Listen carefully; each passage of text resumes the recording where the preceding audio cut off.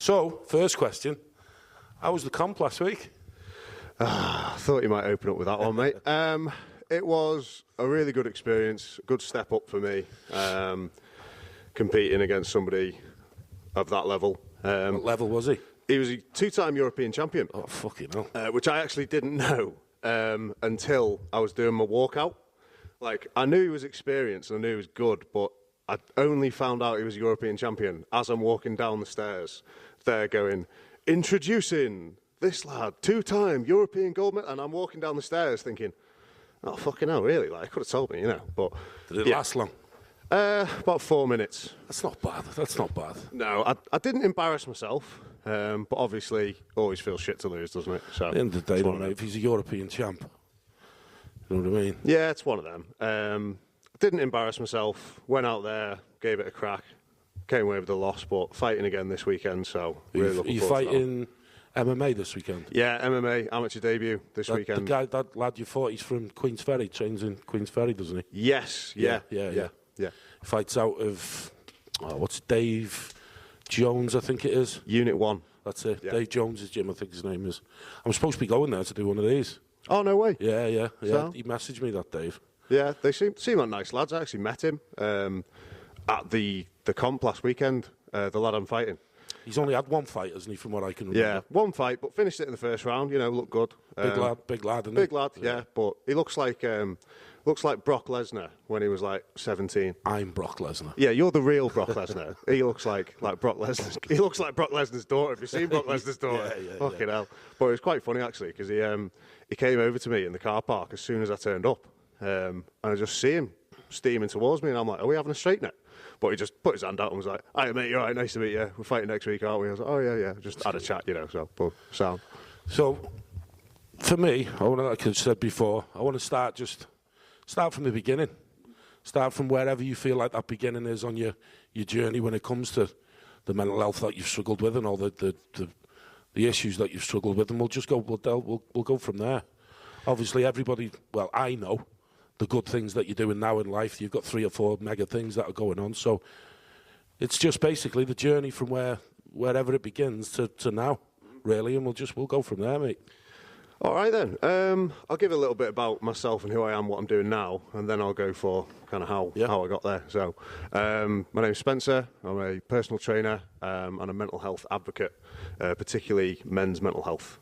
We can get into the why of that in a bit. But so I've trained all my life. I've always weightlifted, and I've always been an athlete and done sport, and that ties into kind of what we do now. So I'm one of the co-founders of Sandpit Fitness. How many of you? Is it 3, 4? 3 of us, 3 lads, co-founded it. So basically, what happened was in lockdown, when the gym shut, our lifeline was gone, and we just sank into drinking, drugs, everything else. But one of our mates, who's the co-founder, he had a spare room in his, and we converted it into a home gym. So about once a week, we'd go down there, and we'd do a bit of sparring, we'd lift some weights, and the only weights we could afford were these, like, the weights with the sand in them. So, like, you'd be doing, and they were shit. They were absolutely shocking because we were skint. But better than nothing. Better than nothing, mate. Yeah, exactly. And but every rep, there'd be sand coming out the weights. So before long, the floor would be covered in sand. So hence, started calling is that where it comes from? That's where it comes from. Okay. Started calling it the sandpit. We'd be like, "Oh, do you want to come around the sandpit this weekend, do a bit of training?" That's cool. So that's why we've called our company that now, because training for us was a crutch and a lifeline at a time when everything was very, very dark. So that is kind of what we want to do now. We want to help people improve their mental health through their physical health, because we can't understand for the life of us why they're separate things at all. I think there's a two-way feedback between your body and your mind. You know, I don't think they're separate entities at all. So that's the gist of why we do what we do. But for me personally, and why I'm so passionate about it, is because I used to really suffer with my mental health when I was kind of in my early to mid-20s. There were some periods that were really dark, a lot of drinking, a lot of drugs and suicidal thoughts, and at a couple of points I ended up writing a note, you know. But now managed to come through the other side, so just want to hold the door open for people, really. Yeah, yeah. With the guy that I've just had on, Daniel, he's what was his official title? But basically, he was like a psychologist, and he was saying we need to get to the point with men, or in general with everybody, where we put them crutches in place before the suicidal thoughts. Yes. And I suppose this is where you're saying that training, physical training, wouldn't necessarily stop that from happening, but I think it would play a massive, massive part in preventing that lifestyle, that chain of thoughts, that darkness that comes in. Because we both know, I've said it on the others, but training last year for me, if without it, be a whole different ballgame. Yeah, 100%. I don't think training is like, you can take somebody who's literally got a gun in their mouth and tell them to do 10 press-ups and then everything will be sound. Yeah. But I think, as you know, it can be maybe that one thing that's like something to look forward to, something you can progress in, something you can create goals and structure around and try and get better and progress. And I think that is huge. And just the physical effect it has on the body, the dopamine, the release of the chemicals, the hormones that just make you feel better. For me, I think my theory is as to why people these days are so depressed and so sad. I think obviously, stuff like the cost of living and real-world external events do influence it. But my main theory is mismatch theory. I don't know if you've heard of that one. No. So it's basically the theory that the greater the gap between what you are designed to do evolutionarily and what you do in general will be the size of your unhappiness. So you're saying that, is that like a social construct? If you something like that, you mean the way that we all generically live sort of the same lives, like robotic? Is that what you're trying to say? Yes, the theory is basically that we have just our bodies and our minds and our hormonal profile are adapted to deal with an environment that we don't live in anymore, because we've got so much faster than natural selection. We have to deal with things that our bodies just aren't designed to deal with, So you're saying, like, basically we're cavemen, we're hunter-gatherer type people. 100%. And we basically now all we do is, for the majority of us, because of society and because of our lives and children, marriages and stuff like that, we basically doing things that we don't fucking want to do. Yeah. Well, there's a great book by a guy called Robert Sapolsky called Why Zebras Don't Get Ulcers that I'd recommend anyone to read. What's that about? It just talks about how humans are the only animals in the animal kingdom that experience chronic stress. Every other animal experiences acute stress, starvation, a lion's chasing you. Yeah. But they're not worried about the mortgage. They're not worried about the missus. They don't have this long-form stress in the background that we have, because we're able to kind of conceptualize things that aren't in the here and now. Interesting. So what's it called again? Why Zebras Don't Get Ulcers. Why Zebras Don't Get Ulcers, because they're not fucking stressed. Yeah, exactly. And that kind of ties into my philosophy on what I try and do, with my clients and myself, which is try and do as many things as naturally as possible. If you could do it a few thousand years ago, it's probably going to feel good. Running, swimming, walking, wrestling, combat sports, that sort of thing. Eating real organic foods. I just think, obviously, I'm not saying everyone should go live in a hut. I quite like medicine and my telly and that, and my PS5, but just try and get back to the natural stuff as much as you can. I think is a pretty good philosophy that will get you a little bit closer to happiness. That's cool. So, you said before that it was your early 20s when you started to struggle. What was it? What was the start of it?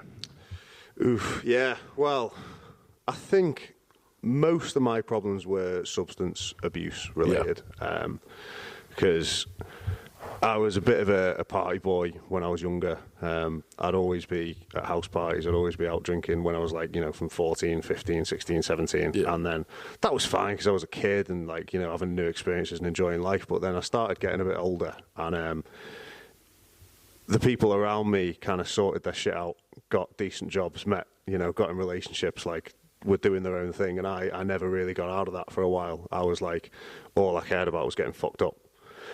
And that's fun in the moment, but it starts to really compound after a while. Yeah, it gets to the point where it's not even enjoyable, is it? It's just something that you're doing because you've got fuck all else to do, really. Yeah, 100%.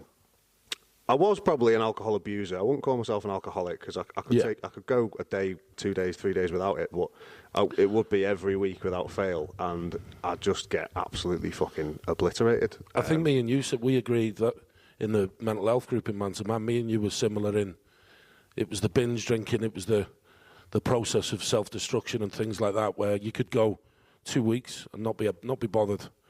Well, you have one bad moment and then boom. Straight away, yeah. And then as I got older and older and I got, a little bit, it wasn't enough for me anymore, just getting out and getting pissed. So I started graduating. I started getting quite heavy into cocaine and other stuff. And yeah, it's just a very dark place to go mentally, to be honest. It's like, but what's crazy is how normalised it is, because it took me years to realise it was a fucking big problem, because it's like a lot of the people I knew, it was just normal. It's like we'd go out on a Saturday night, we'd have 12 pints, a load of Jaeger bombs, we'd go back to mine, invite fucking 9 people back that I barely knew and didn't like, and then end up fucking... sit there talking with them for hours. Yeah, you just stood in the fucking kitchen till you hear the birds chirping, and then you hear the birds chirping, you see people fucking jogging, going to work, and you get that feeling in your head that's like, fucking hell, this is fucking dark and depressing, but you push it and squash it, and you're like, people are here, it's all right, it is what it is. You wake up tomorrow feeling like shit, a couple of days of feeling like shit, and then you start feeling okay-ish again, and then by the time the weekend rolls around, you feel all right, and you just fucking restart the cycle. Scary, isn't it? Again, that was a similar conversation I had with Daniel before, but it's weird how we're constantly stuck in this repetitive, ongoing, work all week. Maybe go to the gym a couple of times, you feel good, but then that, in your mind, that might think, well, I've worked hard enough, I've been to the gym a few times, I can go out and drink this weekend. And that just, you go out on a Friday night and it ruins your whole fucking weekend. Yeah. So it does, doesn't it? Oh, yeah. And then you repeat that cycle again. And if you do it long enough, it ruins your whole fucking life. Yeah, that's why we're sat here, mate. That is why we're sat here, mate, yeah. Because it was kind of an accident, me quitting drinking, to be honest. It was like a mate of mine had a big problem with alcohol, and he had a big bust-up one night. Again, his story to tell, I won't go into it for him, but like, he just said to me, Spen, can you quit the booze with me for 2 weeks? And I really need you. And he's a good mate of mine, and it was only 2 weeks, so I was like, fuck it, yeah, I'll do it for you. And it went by, and I just felt fucking great, mate. It surprised me how good I felt. So I just kind of carried it on. I'd like good 3, 4, 5 months sober, and realised that it was fucking 90% of my problems. Yeah. I've seen something Jordan Peterson said, and said you can sit at the end of your bed with a pen and a notepad, and you could write down 10 issues that that are fucking your life up on a daily basis. We all know what we're doing wrong. Every single one of us, when we're in the moment and we're moaning, crying, why is it happening to me? And just take a fucking look at yourself, and then you realise that it's happening to me because of what I'm doing, nobody else. Yeah, and I think you just touched on something so fucking crucial for mental health as well, that a lot of people, they kind of give you the prepared speech, don't they, when you're going through problems, when you finally open up to them and tell them that you're struggling, and they're like, oh, you need to speak up, we need to talk, you need to do X, Y, Z, you've still got value, you've still all this and all that, and that's great, but the most beneficial thing, I think, is exactly what you said, taking responsibility for your life. You've got to. I think that's what we spoke about before, but if you can't sit there and look at yourself and address yourself, you're never going to change, and you're never going to be able to help anybody else. And it's not something that you can do over a week, 2 weeks. It's a constant learning curve. I know I'm a lot better than what I was 18 months ago, but I'm nowhere near as good as I can be, because there's still parts of my life that need improving. I still need to do X, Y, and Z miles better. You know, I still have my issues. Like over Christmas, isolated myself again for a couple of weeks. I jumped on the scales, boom, 2 stone, gone. And I think all that fucking hard work I did last year, living in the gym, and then you just think, I've got to do it all again now. But again, all that is learning. Put another tool in place, put another crutch in place. So next time you're better when you go through them issues. Yeah, I think you're never finished, are you? You're never the completed product. And I fell into that trap because I did have a period where I came out. I pulled myself out of my depression. Yeah. I remember I had a moment in a beer garden where I was just fucking really drunk, and I was just being really honest to this lad I fucking didn't even know. And he was saying, "Oh, how are you?" And I was like, "Yeah, I might kill myself, mate, to be honest with you. I'm there." And he just looked at me and he just said, "Are you going to do it?"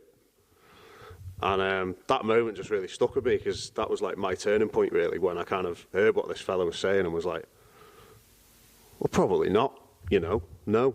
And then I just remember realising, having that moment of clarity, that if I'm not going to, I've got no choice but to try and make something of my life. Yeah. So was that the turning point where you thought, fuck this, I've got to do something about it? Yeah, I think that was my rock bottom, because I had always used suicide, or the possibility of suicide, as like a get out of jail free card for being a dickhead. I think a lot of us do. I do. Like, I had it in relationships where I'd be a dickhead, or with friendships where I'd be a dickhead, and then it's just like, oh, well, my mental health, I'm so bad, I'm on the edge, I'm on the verge. And it's like, this is the reason I am the way I am. Yeah, and then I think it was just really thinking about it and realising that, well, I didn't want to do that to my friends and family. So if I'm going to be around here, I've got to make the most of it, you know. And that was when I kind of really decided to actively try and improve my life, rather than just being a passenger in it. So what were the first steps to you addressing you? How could, if somebody was listening to this now, looking at you and going, oh, that's where I am. I go out every weekend. I get off my fucking head every weekend. I'm just doing everything that somebody like me should do. Even though they know it's wrong, even if they're struggling. What, in your opinion, how do you sit there and address the issues that you've got, and then start to implement just small little things? It could be something as simple, and I don't want to, well, I'm going to use Jordan Peterson again, as just make your bed, tidy your bedroom in the morning. Mm-hmm. You could live like a fucking shit, you could be living in a shit house for months. I've done it. I've laid there, Same. I've not had a shower for a week before now. You know, it could be something as simple as as tidying your bedroom and go and making a healthy breakfast. Mm-hmm. Day 1. Day 2, blah, blah, blah. What would you, how would you address that? That's a great question. And what I did and what I'd recommend that people do are a bit different, because I made some mistakes and I fucked up along the way. Well, that's how you learn, though, isn't it? That's why you're helping people now. Yeah, I want people to avoid that fuck around and find out stage. If I could come up with a fucking 10-step program that would just fix people, like, I'd give it for free, you know what I mean? Like, it's just, that'd be amazing. But to your question, I think it's a really good question, and I would say, based on my experience, first thing you've got to do before you can start adding things to your life that are going to make it better, you've got to subtract the things that are making it worse. Yeah. I think you've got to do what you suggested. Take down a pen and paper and just note down, what are the big problems in my life? Figure out which ones of them you can control. Because, if one of them is like, I've got stage 4 cancer, you can't cross that off, No. What I mean? Some people have some barriers that you just can't overcome. And I think it comes down to figuring out what your problems are, then dividing it into what you can control and what you can't, making peace with the ones that you can't control, and attacking the ones that you can control.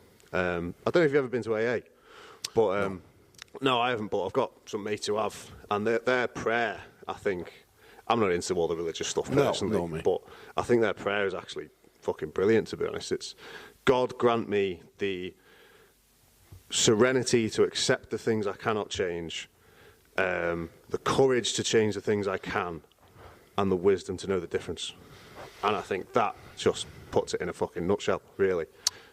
I think that the stuff that you can't change becomes irrespective. It's like I don't even think you have to accept it. I don't think you have to acknowledge it, because you can't do fuck all. Like you say, you can't do nothing about it. So it's not within your circle. So it's, I agree there. We've got to start by making ourselves not bulletproof, but learn that it's nothing to do with us.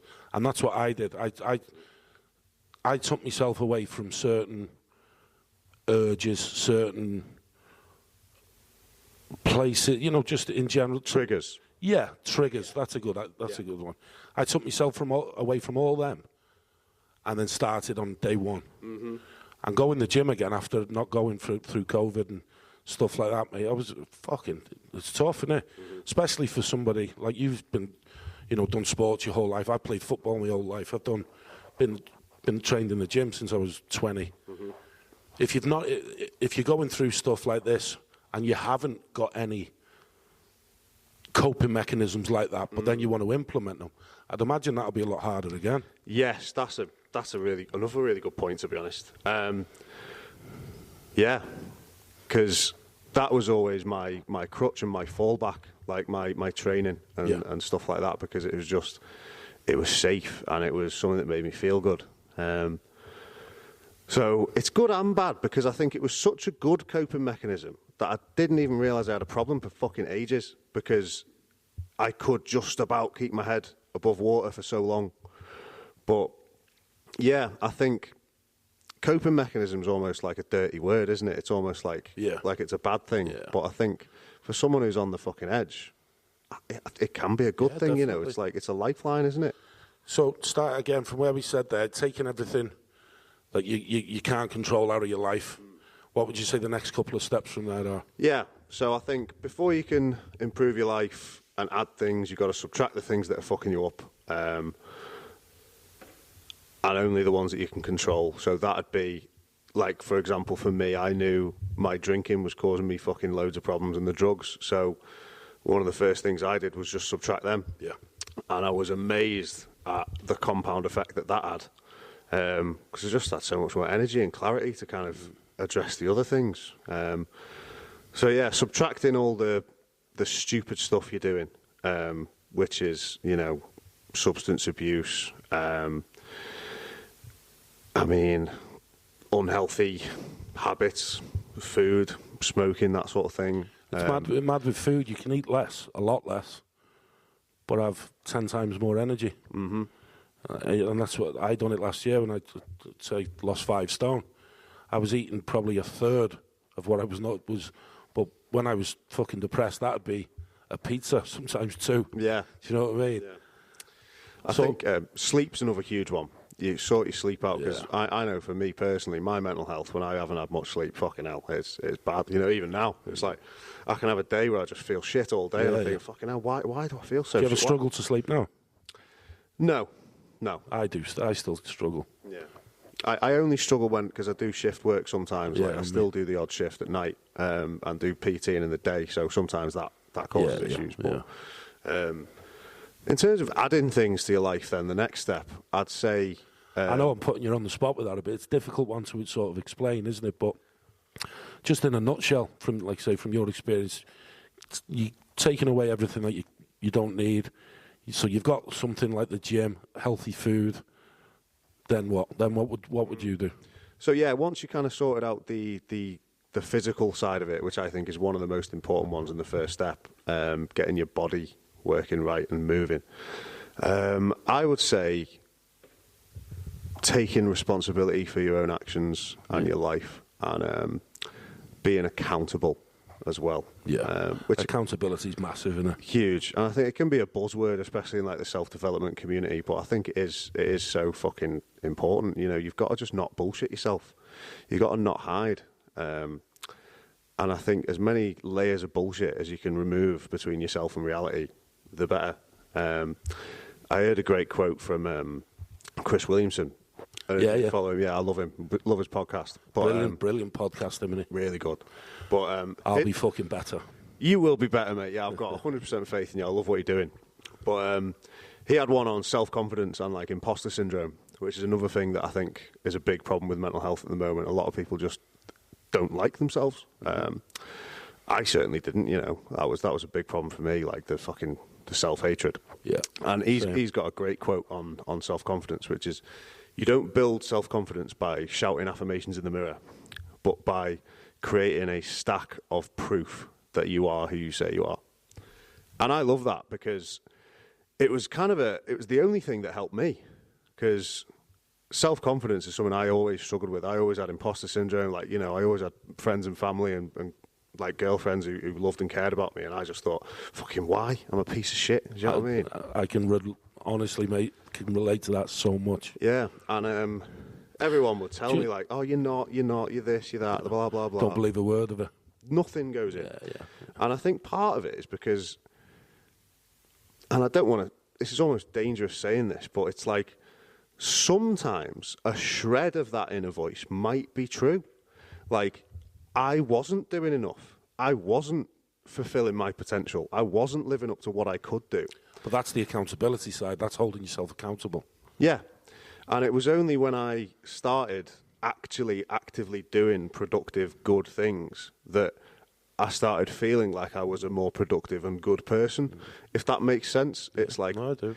The feeling followed the action. And there was no amount of words that somebody could have given me that would have made me feel the way. I think you've just got to be honest with yourself. One of the biggest... My missus asked me a question. It was like on a card game we were playing. If you could be forgiven for one thing you've ever done in life, what would it be? And mine would be for the lies that I've told. That's the question that we're going to start with. We'll have a little break now, and then I'll ask you that question again. Fucking hell, that's deep, that one. Yeah. I come out of a card game? Yeah. Fuck me.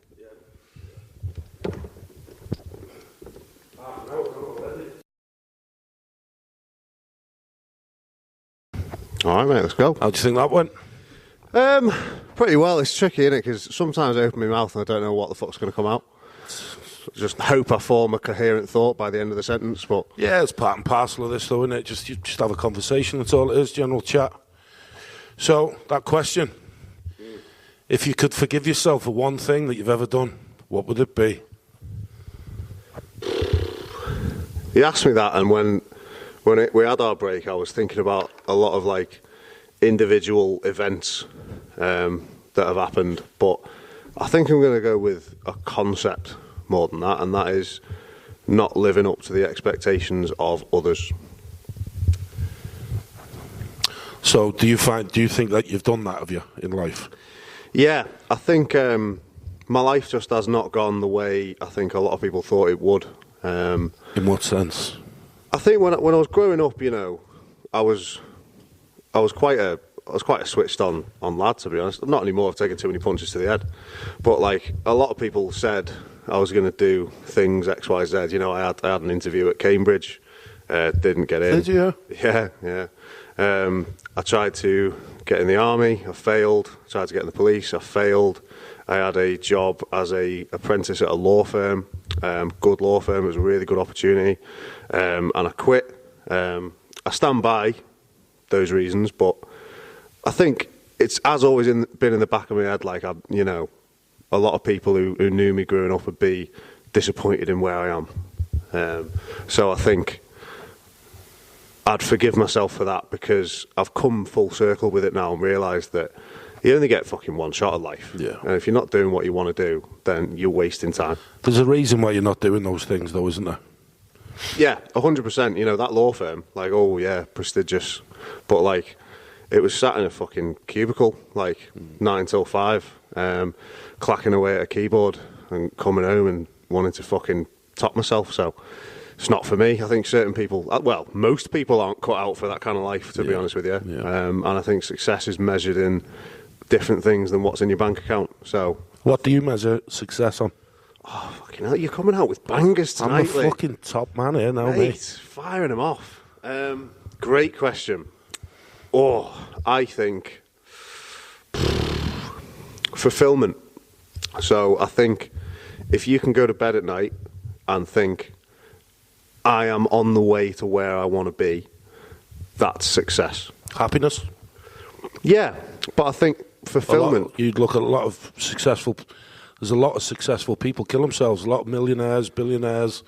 100%. I think, you know... Happiness doesn't come from the bank account, does it? No, it doesn't, mate. I've tried all that. It doesn't. No, it doesn't, mate, at all. Like, I think happiness, true happiness is fulfillment. Because I think happiness is like, it could be, you know, if I won the lottery, I'd be happy. I'd be buzzing. But it wouldn't be sustainable or long lasting. It would fade, and that's just dopamine hits, isn't it? Yeah, exactly. So I don't think happiness is dopamine, because believe me, I've tried to shove as much dopamine as possible into my brain over the years, and never made me happy in the long run. So I think fulfillment is success, and I think that looks like living the kind of life that you're proud of and just having a good impact on those around you. You haven't got kids yet, have you? No, I haven't, no. Something that you want in the future, or? Definitely, yeah. I think the way I'd explain my success now is I've got a decent job. I've had not like massive luxuries, but you know, I've had a 4-bedroom detached house. I've owned that. I haven't got it no more. But I don't think that doesn't mean nothing unless you're being honest and truthful, and you know, to yourself more than anything. And I think one of the things I measure success on now is the way I am now, the way my relationship is.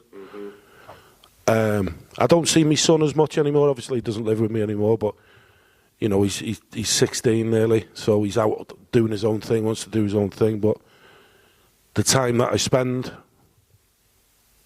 more so with my daughter, and when my son comes up, when I see him, is more present. I think for a good year and a half, 2 years after they moved out, I think when I'd have the kids, I wasn't present. So I missed some valuable time there. They went from, you know, my son went from being 11, 12 years old to 16. Boom. I'm like, fucking hell, where's that gone? Yeah. Do you know what I mean? So I think I missed a couple of valuable years there, which you never get back, but it is what it is. If I can get to spend a bit more time with him over the next couple of years, that to me would be success. Yeah, I think you touched on something really good there, being present. That is so vital, crucial. Because that, I think, was a cycle that I was caught up in for years, of not being present. It was what you talked about before, which was just living for the weekend. Yeah. It's like, I've just got to get through X, and then I can do that, or then I'll be happy. It's and then I'll. And that's just not the way fucking life works, is it? No. There's always something. That and then never comes, does it? There's always something else it's like when people say, I want to start going to the gym, I want to get better, I'll start on Monday. Well, why not start? It's Thursday, start today. Yeah, start right now. You know, it's always and then, and it's the same with life. I'm going to do this. I procrastinate quite a lot. I've got fucking hundreds of good ideas, but I never do them. But it's that, I think. But it's a constant thing as well, because I suffered from it a few weeks ago, and me and my missus had a really good conversation about this, because it was going really well for ages. Everything, you know, I was building the sandpit with the lads, my training was going really well, I was building my PT business, I was really happy with the missus, and then I think I just got so wrapped up in trying to build something that I just forgot to live my life. My missus told me, you know, I'm out all day, I'm out all night, working, doing stuff. Like, she felt like my housemate.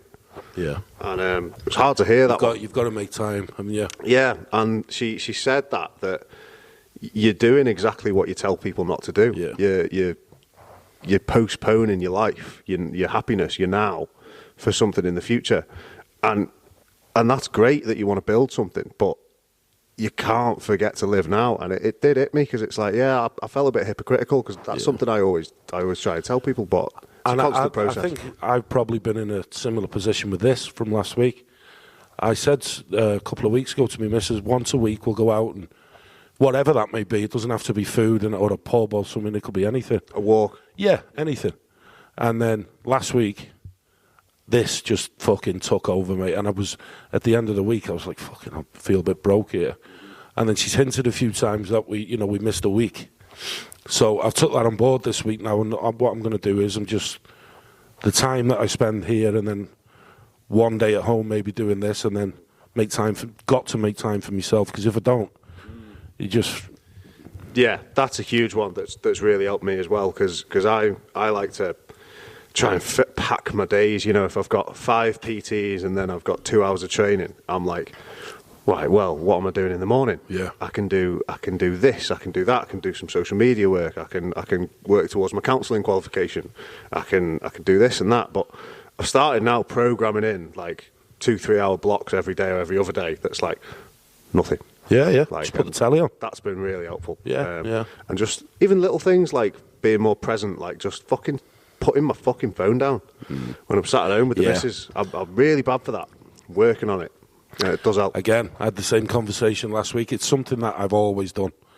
Some for good reasons, some for bad reasons, when I was, years ago. And it's just sort of become like a natural thing. You know, you go to the toilet, you take your phone. You know, and me missus said last week, we need to work on less phone time. So again, that's something that I'm trying to do. Yeah, it's bad, isn't it? Because like we're all guilty of it. Yeah. Like if I go for a shit without my phone, it feels like I'm meditating. Yeah, it's quite a spiritual experience, and it's a bit of a mental health hack actually. If anyone fancies trying that out, if you're looking to reduce your phone time, go for a shit without it. Sounds stupid, does actually make you feel better. Like a DMT hit. Yeah, literally, it's like you just feel like the monk on the cliffside, just with his hands like that. It's nice, mate. So we've heard the stuff that you've done, the struggles that you've had. So obviously you got the sandpit, you got your BJJ. You're doing a bit of powerlifting now as well, and how's all that going? Really well. I'm loving it. I kind of just realised this year. I'm 28. I'm getting married next year. That's cool. Stag do's where? Honestly, probably Snowdonia. Probably get a load of tents. Probably just set them up at the base of the Watkin Path. Nice. Take some mushrooms. Have a little dip in the waterfall. That'll probably do me, I reckon. So I'll let you know the date close to the time, mate. That'll be a laugh. But yeah, I just thought I'm 28 now. I'm getting married next year. I've got no kids. I'm never going to have a better chance to kind of push myself to the limit than now. So that's what I'm trying to do, and I'm trying to lead by example with my PT business in the sandpit. I'm just trying to see what I can do in a year. What sort of direction are you going in with the PT? And I know you've got all different types of PTs, but there seems to, from what I see now on social media, every fucker's a PT now. Do you know what I mean? People go to the gym for 2 months, get a certificate online, and then all of a sudden they know how to train people. Yeah. So our niche with the sandpit is kind of... well, for a start, you got a world record. We do have a world record, yes. So our niche, I'd say, is what can a normal person achieve if they really put their mind to it.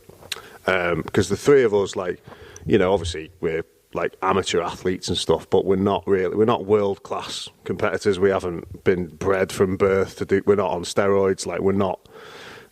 We're just normal people for the most part, and we like to think we're doing pretty interesting, mad stuff. And I think part of that is to kind of inspire the average person who hasn't really trained or done much to if you really put your mind to it, if you test yourself and train, you could do some pretty cool things. That's kind of our philosophy. It's like, what can the average person actually achieve?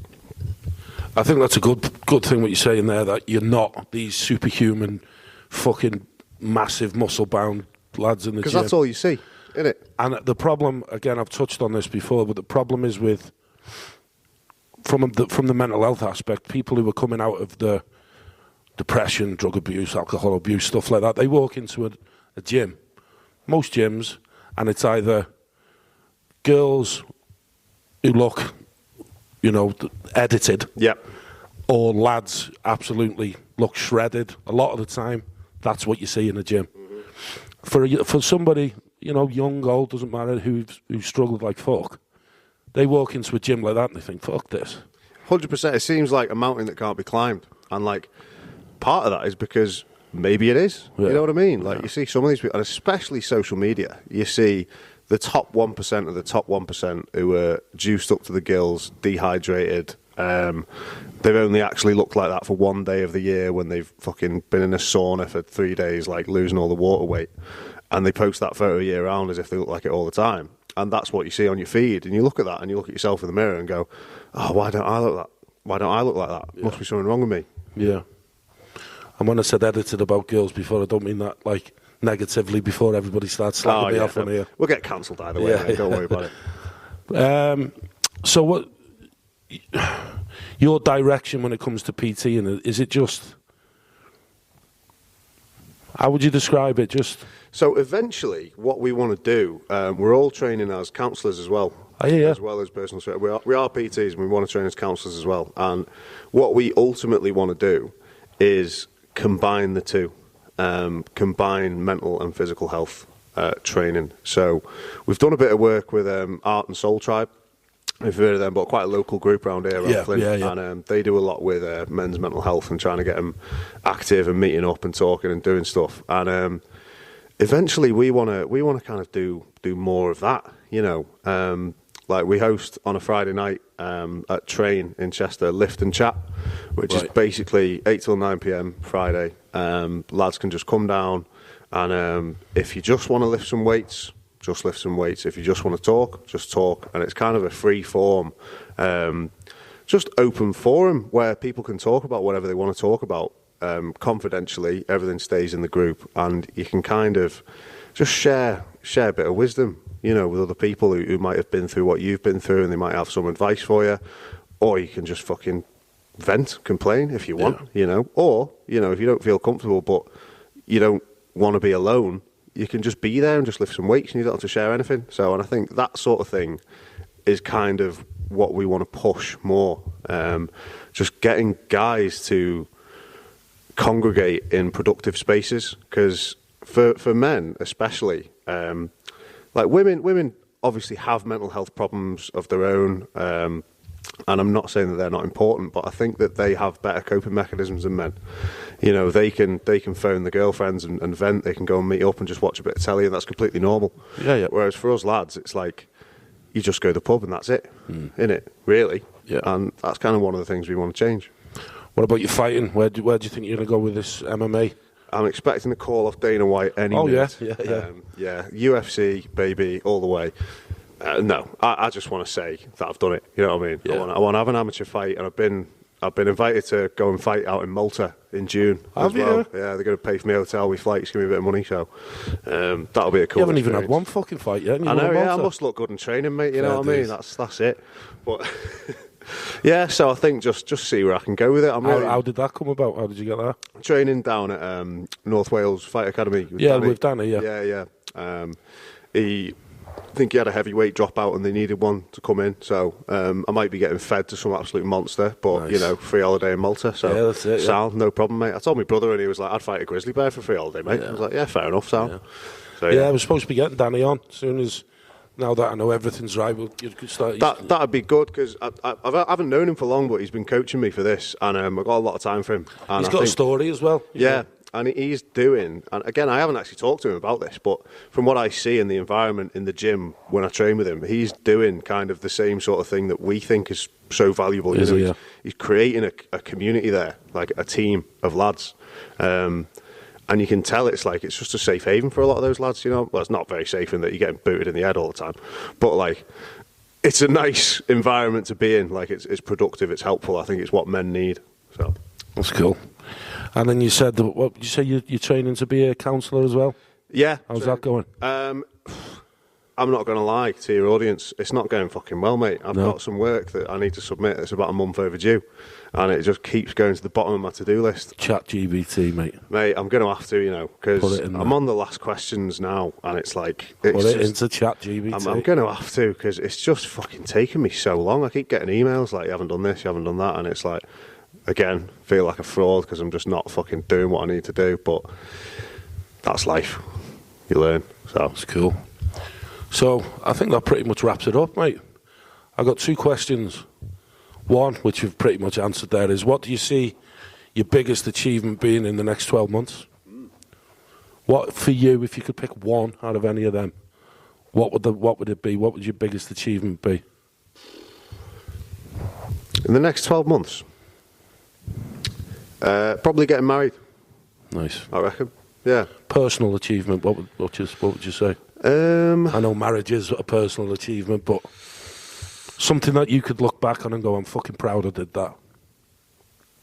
Oh, fucking hell. Mate, you're coming out with some really good ones here. Ranked number 1 on Spotify by next week, mate. Mate, I think so. Well, I'm entering Liverpool's Strongest Man in May. Ah, yeah. Yeah. Big John Thompson's training me for that one. That's cool. So, I think... You've got a lot going on then, haven't you? I just fucking... You know, you only get one life, you only get one body, so I'm going to really run it ragged. Want to run a marathon this year as well, so fuck it, why not? But yeah, I reckon if I can win... If I can go 2-0 MMA, if I can win me fights, go undefeated in MMA this year. And then, if you could sit around a dinner table with 3 people from history, 1 being family, who's no longer here, and 2, it could be fucking anybody. Could be anybody. Oh, mate. Family, it would probably have to be my granddad, Ernie, because he passed when I was about 13, 14, and I knew him and I loved him, but I never got the chance to talk to him as an adult. Yeah. So I'd love to just hear a bit about his life, because he was a pretty interesting guy. That's cool. By all accounts. And I can't think of a third one, so I'm only going to go with one other one, and that would be Marcus Aurelius. Because I just... A little bit stoic, eh? Very stoic, mate. I love stoicism. I listen to a bit of Marcus Aurelius. Yeah, brilliant. Like that book, Meditations, that it did change my life. I don't want to get all too fucking cliche about it, but it did, you know, just changed the way I thought about a lot of things. I was telling Daniel before, I've just bought Miyamoto Musashi's book, The Book of Five Rings. Yes, mate of mine recommends that highly. Does he? Yeah. I haven't read it yet, but I'm going to. Yeah. I've got about 15 books there now that I've got to read. I just keep buying them. Yeah, I know. My pile's getting bigger and bigger as well. We've had a few. We've had Jesus, Bruce Lee, Miyamoto Musashi. I even said Hitler at one point, just to ask him what the fuck he was playing at. Yeah, you'd want to know what the fuck's going on behind the scenes there, wouldn't you? He'd be a fucking crazy character to speak to. And you could knock him out as well. Oh, he'd definitely get a headbutt at the end of it. Glasgow kiss for Hitler. Yeah. No, you can't. One more? Let's get one more. Oh, okay. One more. Fucking hell. All of human history. Yeah. I can't think of a single person.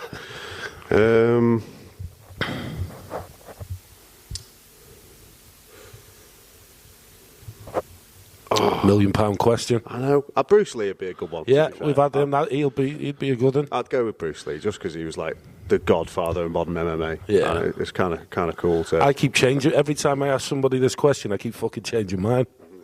Achilles, I think, would be one. Yes, that would be a cool one. Alexander the Great, maybe somebody like that. Genghis Khan, maybe. Yeah, they'd be cool ones. That's it, Paul. Question. Appreciate you. Appreciate you having me on, Lee. And you. Good to see you again, mate. Job done.